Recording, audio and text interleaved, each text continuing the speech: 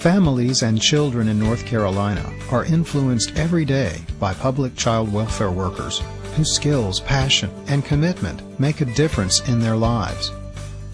Creating partnerships with families and communities to make sure that children thrive in safe, permanent, and loving families is the essence of public child welfare work. This work is complex and challenging, calling for specialized skills, energy, and perseverance. This work is rewarding, seeing families change and mobilizing communities to support them. In this realistic job preview video, you will meet some public child welfare workers and learn through their experiences what's involved in various areas of expertise within the field. Imagine yourself in some of the stories you're about to hear, and consider whether or not public child welfare work is your future.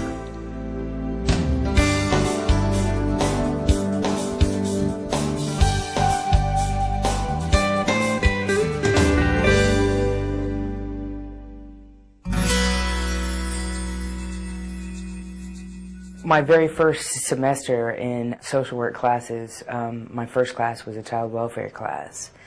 And I remember sitting in that class thinking, there's absolutely no way I could do child welfare.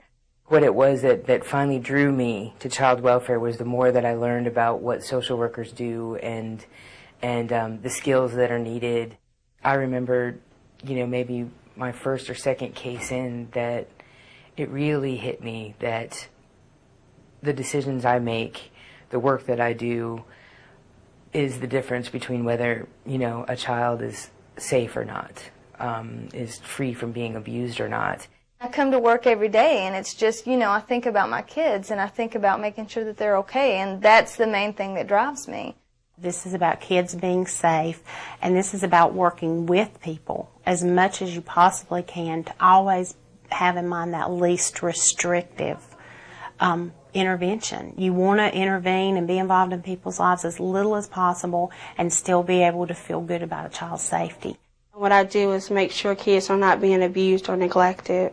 I make sure they are living in a safe environment, that they have food, make sure they are going to school, taking their medications as prescribed. Just overall making sure they have a protective environment that they live in. We do a risk assessment and also a safety plan with the family just to make sure that the child is living in a safe environment. I remember I hadn't been here maybe 6 months, and I had been working with the family in case management. Mom was 18, young, had a 2-year-old, and I saw them twice a week. Mom just had a lot of self-esteem issues and was letting folks in her home that were not appropriate to be around her child, and she just let them run all over her and trash her apartment. I worked really hard to try to help her keep the child in her home. In the end, sometimes you can see that you've made a difference in their family, and even if it ends up in a removal of a child from the home, I know that I have somewhat helped to keep that child safe.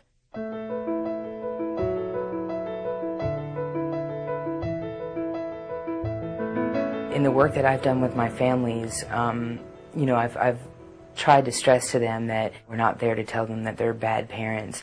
We're there to help assist them in anything.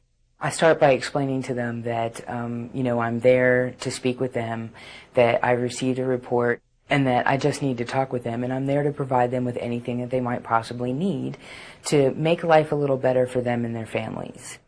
I think you have to be very patient. You have to be a hard worker. You have to be willing to stay late at night. You have to trust your own instincts. You have to also trust your supervisor. You have to love kids. You have to love working with family, all types of families. Even the families that are going to cuss you out, going to hang up in your face. You have to be aware of your own personal values, but you also have to be aware of other people's values, and you have to be able to not impose your values on those families that you're working with. You have to be able to put up with a lot of smells and a lot of bad situations and still sit on the floor and play with their dog or, hold their child who probably hasn't been bathed in 4 days. And it's hard sometimes to do that, but you just have to do it. And You get to where that's second nature. You just walk in, plop on the floor, and hang out with them for 30 minutes to find out what's going on in their family.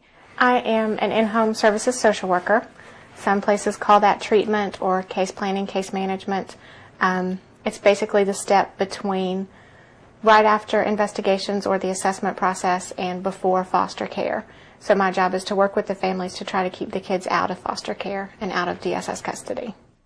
Talking to the family about what they want to see in their family, things that they would like to see improve, and then turning those into services that are available. And then measures of success would be that they actually follow through with the interventions and the services, just trying to get them to come up with the ideas as opposed to me saying, okay, I need you to do this and this and this. And doesn't always work. Sometimes they just want the checklist. But most families, if you can get them to come up with the ideas of what would make their family better, it's easier to get them to complete the services. You can't change a family overnight. You can't change a family unless they want to be helped. And so I think about the little baby steps, the little steps that help the family accomplish their goals. The things that stand out the most in my job is when I get to see the transitions in families. I see such growth. It's just, I feel families have such potential and they don't realize it often. And with a little bit of nudge or getting some resources in place, I often see families really blossom and come full circle. And it's such a nice feeling when everything clicks. I hadn't had a lot of experience with the Department of Social Services, so when I went to the nurturing class, the first thing I had to do was talk to a young lady to give her the pre-nurturing quiz, because the very first week she'd missed because of lice, she and her daughters, and they were back and they were going to have to miss again because of lice. And as I watched this young lady, I thought, why does she not bathe? Why does she not wash her hair? Why does she not take care of her children? I just couldn't understand. I thought, that's just minimum hygiene. But during the course of the class, what I found out was this young lady had been sexually abused by her father. And every day after school, he would make her come home, take a bath, and then sexually abuse her. And it was her way of putting him off, because even now with 2 children, he was still asking her for sexual favors. And it was her way of protecting herself and the way of protecting her daughters, because she felt that if they were dirty and filthy and had lice and didn't wash their hair, that he wouldn't bother her. So that's when I realized you have to get to know the reasons why everything is happening in someone's life before you can say, well, she just doesn't care. I work in foster care and adoptions, so my responsibility is to make sure that the kids are getting the services that they need, to make sure that the families are getting the services that they need, and trying to reunify the children with their families. We work a lot with the family to try to help them to identify what they need to work on and try to get them to own that and to take responsibility for what's going on with them. We hold regular child and family team meetings to make sure that the professionals are on board, that everybody's understanding what's going on with the family. We try to do our best to make sure the kids are being protected and that they are safe at all times, but also be there to help the family with resources. And that's in any bad situation, to make the family feel comfortable to speak to me and trust me with their problems, as well as me offer them services so I can help out the family. That's the last thing I want to do, is take their child away. Before we take kids into custody, we have a staffing, and that involves my social work supervisor, a foster care supervisor, a placement supervisor, and a treatment supervisor. At the beginning of the meeting, I explain the initial case that I received and some of the services that I tried to offer the family. If that did not work out, then we talk about why we're taking custody from the kids. I remember the first removal that I was ever involved in. The little girl was crying and the mom was crying and she was very upset. And I remember walking up to the mom and sort of putting my arm around her and saying, look, I have no idea how hard this must be for you. But if you can pull yourself together enough to say to your little girl, it's going to be okay and Mama loves you. If you can do that, that will make a huge difference to your child. And I remember fighting the tears the whole time that I was doing that. And at the time, I was really fortunate to have a supervisor who worked with me. And I said to her, you know, I said, I feel like such a, a wimp because I was about to cry. And she said, I've been doing this for 20 years and my lip still quivers every time. I hope that I never stop having that reaction to what that is in the life of a child, because no matter what that child goes through, that's family and that's love and that's what they know.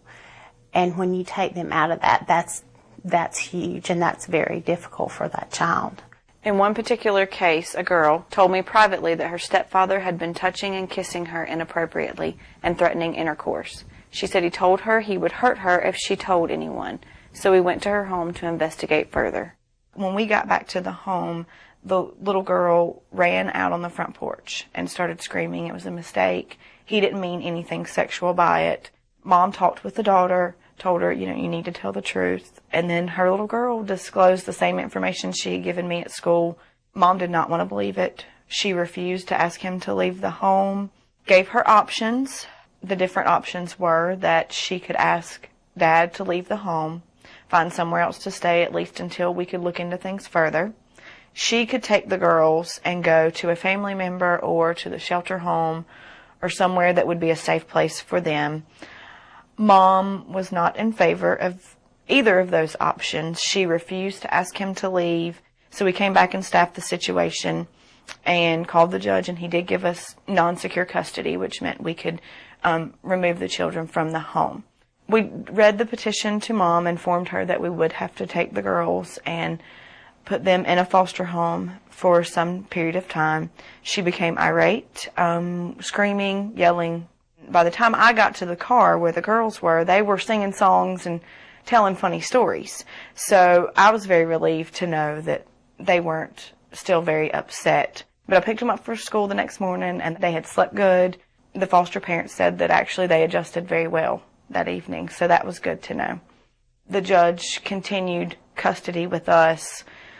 We tried to work with Mom to get her to leave him so that she could get the girls back. She refused. Those two girls since have been adopted. Mom never left Dad. She never admitted that she knew anything, although both girls have disclosed that Mom was aware of what was going on the whole time it was happening.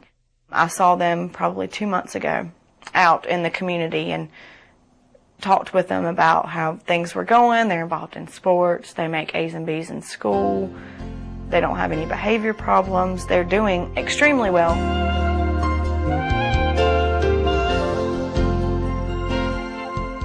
It's working with children, it's working with adults, mental illness, poverty, politics, it's physical illness, schools, community organizations, the legal system, it's everything. I think working in the court system can be very stressful because you go into court and you put your recommendations out there and you just hope that the judge orders what the department recommends, and sometimes that doesn't work.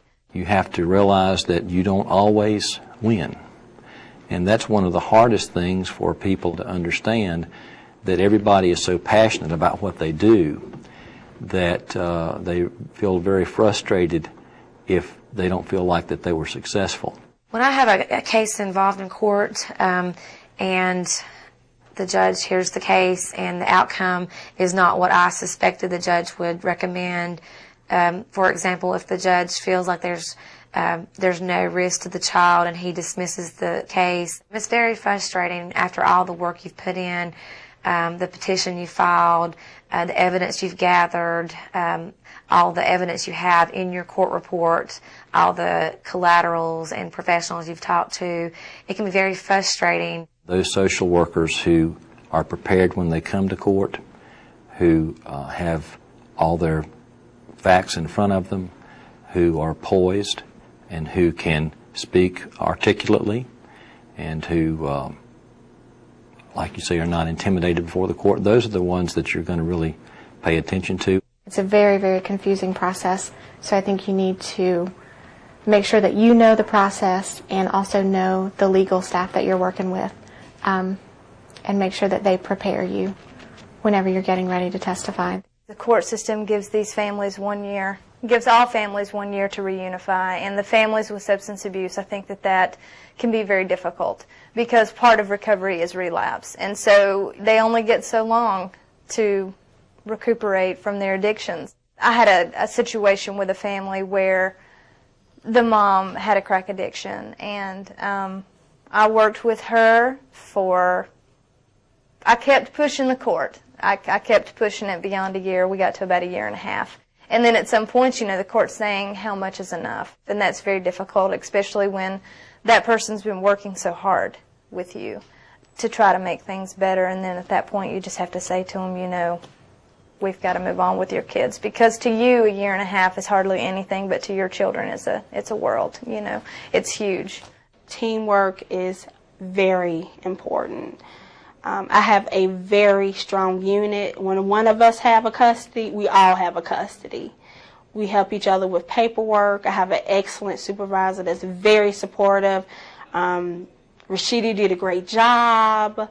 You could have done this better. Think about this way. It's very important to have a strong unit and just that support.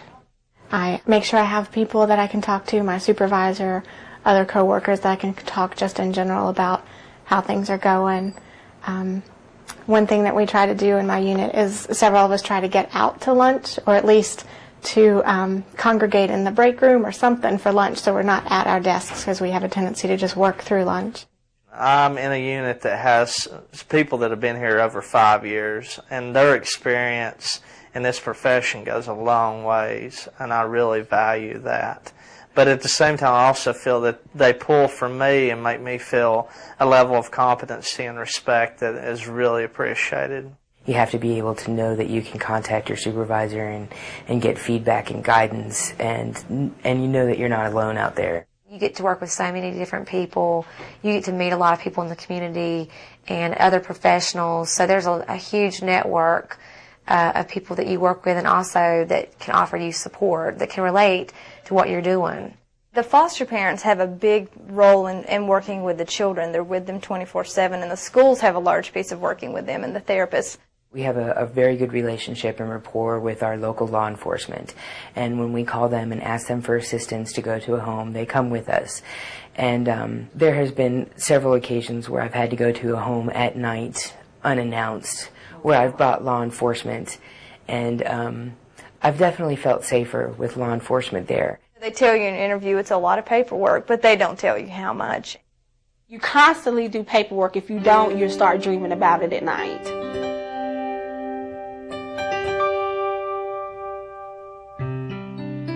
I guess in the beginning I thought you could just go in and save the day and change the world, and everything would be great the next day, but realistically it's not like that. It's a long process, and sometimes the families don't want your help, and sometimes they do not change and things get worse, and but sometimes they do change and things get better. So you just have to take the good and the bad and know that there's cases and families you're going to help, and then there's going to be families who are resistant, and it might take a little extra work. As an investigator, you have to be flexible. You have to be able to think quickly, because you run into situations all the time that you go into households and you have no idea what you're going to find. It could be something completely unrelated to the report of the allegations, and you have to be able to think quickly on your feet. Sometimes when you go into homes, you're walking into an unsafe atmosphere. People who have guns, knives out on the table, who has marijuana out on the table, very irate clients in your face.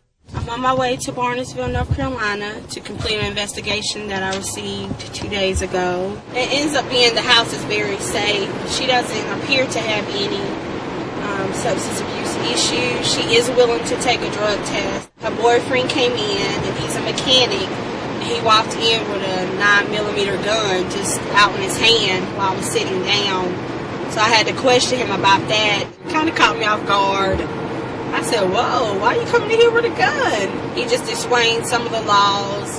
He has to have his gun. When it's in a car, it can't be concealed, so he keeps it on the dashboard. And just to kind of protect himself.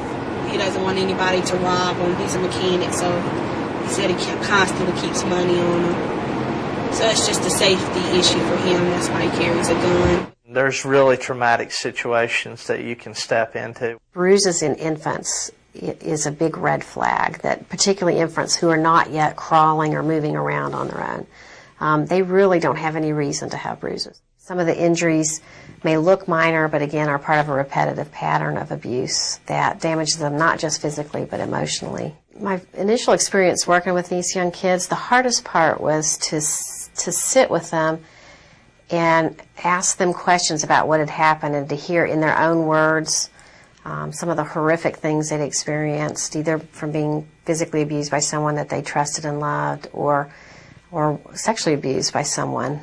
Sometimes the houses are very nasty, roach infested, dirty, clothes everywhere, feces on the wall, and you still have to maintain a conversation and try to make them feel comfortable in the place where they live.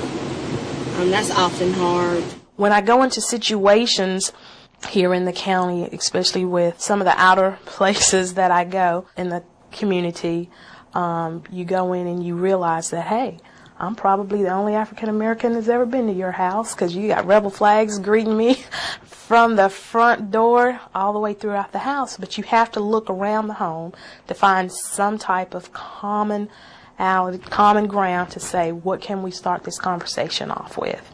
Some of the challenges that I find with specific cases are, after I've had them for a while and the parents talk such a good game, yes, we're going to do everything, and they do nothing, and they continue to do nothing. Doing the work that I feel like needs to be done with the families and actually giving each family the time that I think they need in order to make it through this process, that can be a challenge. Emotionally, for me, doing this kind of work, I think one of the biggest challenges is dealing with the children and knowing how much it hurts them to have to leave their parents and to lose everything that they have, even though I know we're doing the right thing by doing that. Another challenge that I found for me was I had an agenda. I had an agenda to help these parents. And one day I can remember talking over with my husband and say, I don't think they want these things that I'm offering. And he asked me, did they ask you, or are you telling them this is what they need? You question yourself. Was this the right decision? Did I do this okay? Is there something more that I could have done? And know that you're the one that's responsible for making sure that this family is safe and that they have what they need in a time of crisis. It can just be really stressful. I mean, to where, you break down in your cubicle and cry. And you don't have a whole lot of people to talk to because husbands don't understand.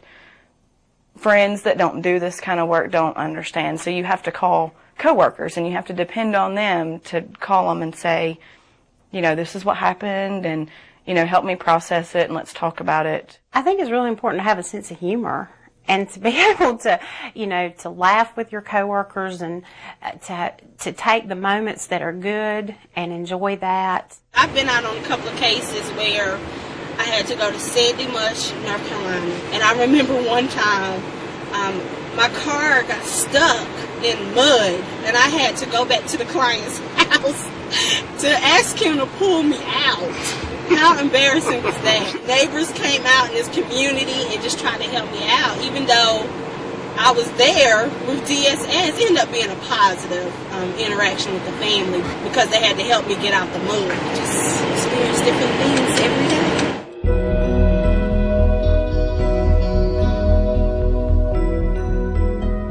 I believe there's, something good about everybody, and if you can tap into that, and if you can help them facilitate tapping into that on their own, then amazing things can happen. And to watch that happen is so incredibly rewarding that, any amount of pay or any amount of the challenges that I face are worth, those rewards. One of the biggest rewards is whenever you can reunify a family. To see them later on down the road and they're like, thanks a lot for what you did, and you get those thank you notes. And that's amazing. And you think, I remember where I started with this family and what they're doing now is incredible.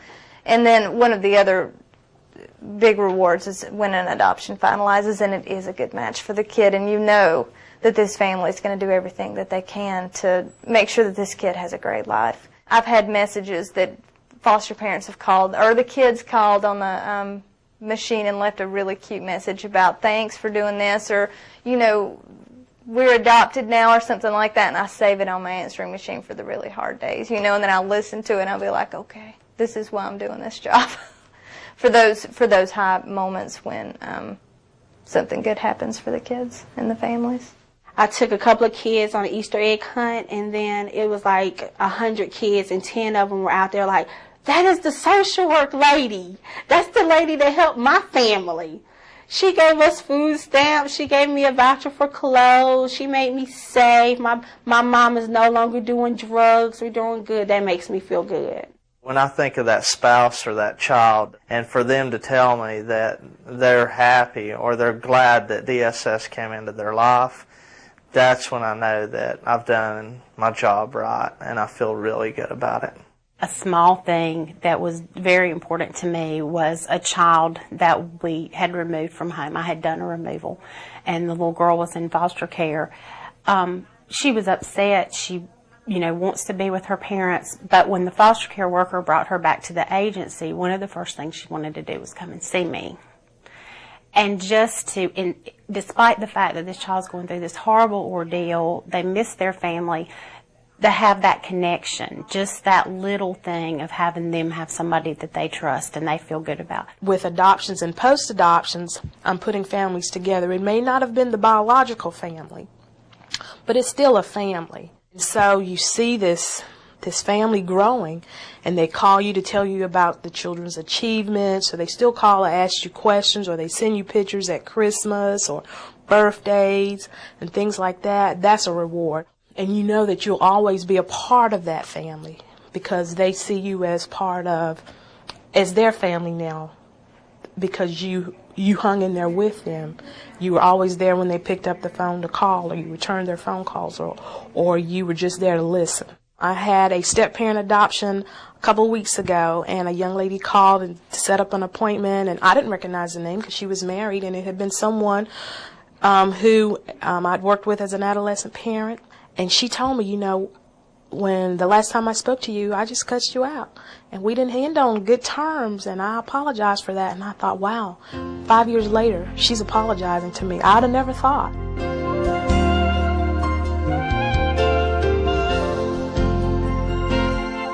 The single most important factor to consider into going into social work is, do you have a passion for it?